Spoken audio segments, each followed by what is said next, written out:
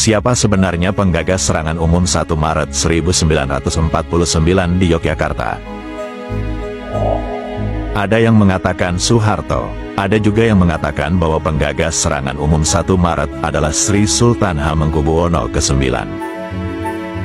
Kalau kamu lebih percaya yang mana dari dua versi cerita ini? Satu Hari Satu Cerita dan Kisah Masa Lalu episode 16. We House, manajemen langsung lebih dari 100 pilihan homestay di Jogja. Serangan umum 1 Maret tahun 1949 menandai perebutan kembali daerah istimewa Yogyakarta dari pasukan Belanda. Sebelumnya, pada Desember tahun 1948, terjadi agresi militer Belanda kedua, sehingga Yogyakarta berada di bawah kekuasaan Belanda.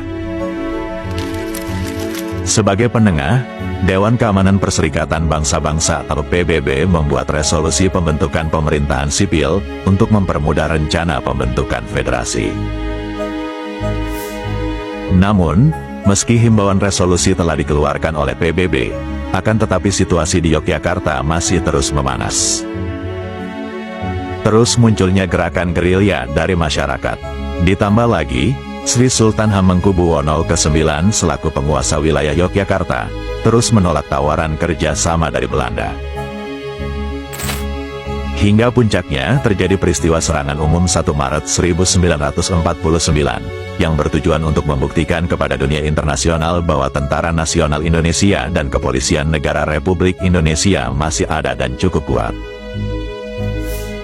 Hal ini dilakukan dengan harapan dapat memperkuat posisi tawar Indonesia dalam perundingan yang sedang berlangsung di Dewan Keamanan PBB.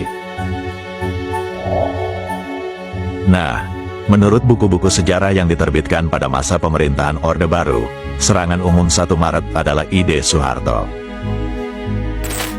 Namun, narasi pembanding lain menyebutkan, jika Sri Sultan Hamengkubuwono ke-9, yang saat itu tengah menjabat sebagai Menteri Negara adalah inisiator sebenarnya serangan ini. Bagaimana bisa muncul dua versi berbeda dari sejarah satu ini? Versi pertama yang menyatakan bahwa penggagas serangan umum 1 Maret adalah Soeharto, berasal dari buku beliau sendiri. Beliau menulis sebuah buku autobiografi yang berjudul Soeharto, Pikiran, Ucapan, dan Tindakan Saya, yang terbit pertama kali pada 1989. Begini cerita Soeharto dalam buku tersebut. Saya perintahkan setiap pasukan mempersiapkan diri untuk melaksanakan serangan umum. Waktu saya tentukan pada tanggal 1 Maret serangan pagi. Kita menyerang untuk tujuan politis, agar supaya dunia mengetahui bahwa TNI masih mampu mengadakan perlawanan. Nah, narasi beliau tersebut kemudian diperkuat melalui majalah Editor edisi tanggal 21 Maret tahun 1992, ketika Komandan Sektor 041 yang bernama Jatikusumo meragukan jikalau Sri Sultan Hamengkubuwono ke-9 yang menginisiasi serangan umum itu. Menurut beliau, bagaimana mungkin Sri Sultan Hamengkubuwono ke-9 bisa merancang serangan itu, sedangkan Sri Sultan sendiri, menurut Jatikusumo, tidak menguasai ilmu ketentaraan. Tak hanya buku dan majalah, film yang menjadi materi wajib pembelajaran sejarah pada masa Orde Baru berjudul Janur Kuning, yang dibuat pada 1979, juga membuat narasi serupa. Lalu bagaimana dengan versi kedua? Awalnya, Sri Sultan cenderung diam dengan isu mengenai penggagas serangan umum 1 Maret ini.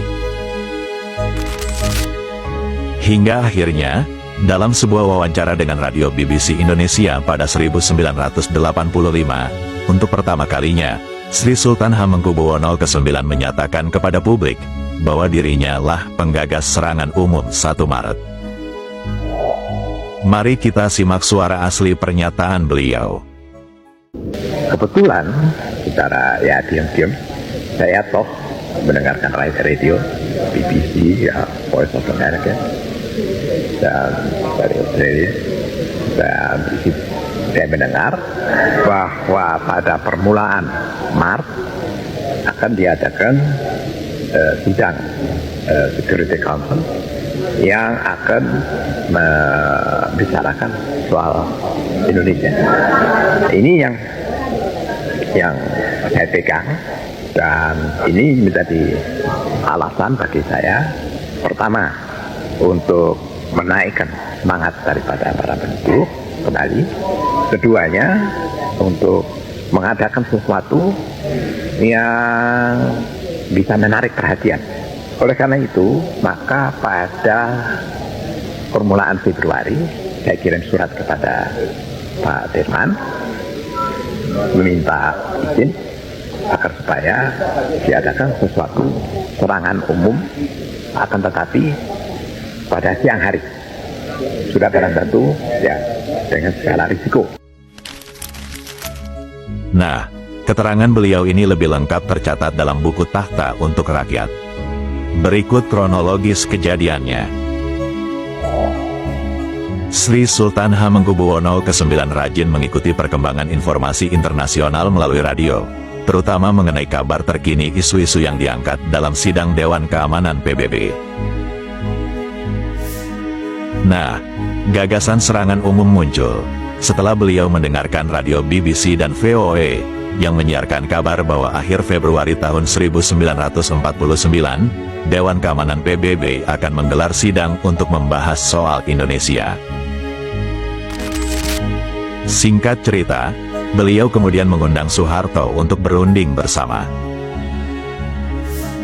Sri Sultan Hamengkubuwono ke-9 menanyakan kesanggupan Soeharto untuk menyiapkan suatu serangan umum dalam waktu 2 minggu.